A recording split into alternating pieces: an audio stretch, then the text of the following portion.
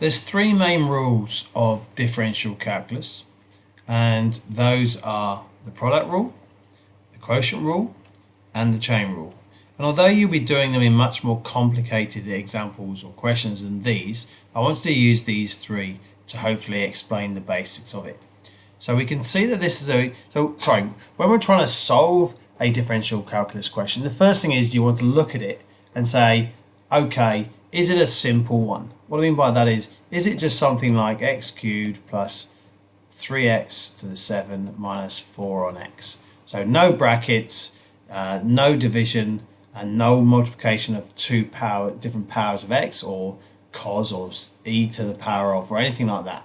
So that's the first thing that we need to just check. And if the answer is no, then we go to the second step, that is there a multiplication going on? In this case, yes, there is here.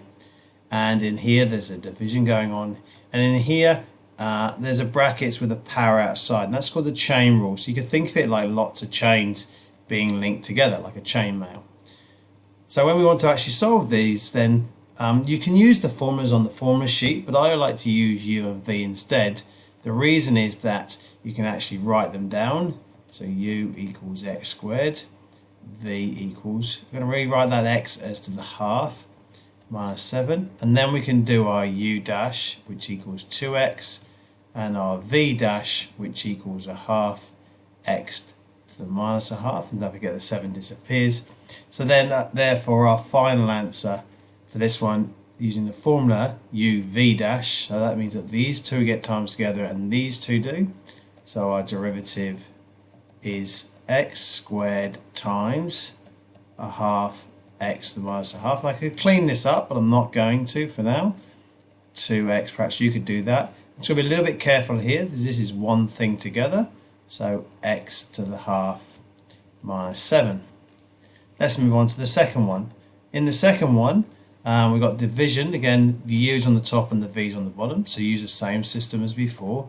2x, x squared. And you could do this one by product rule. Have a think about how you could do that.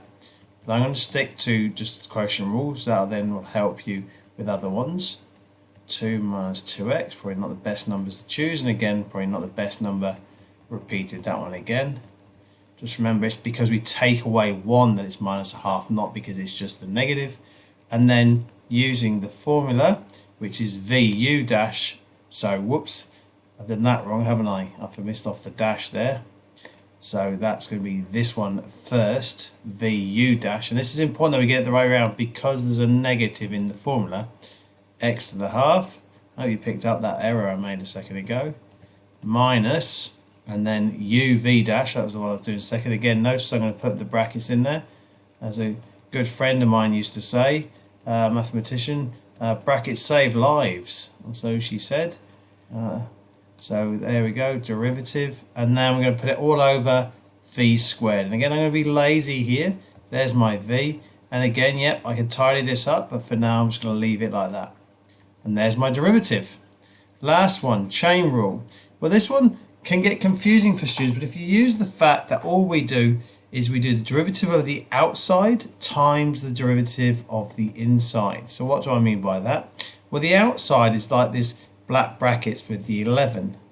So we're going to leave everything on the inside and differentiate the outside. So let's just imagine seeing something to the power of 11, or x to the power of 11. So that would become 11 to the power of 10 times the derivative of the inside. You can see that in the formula over here.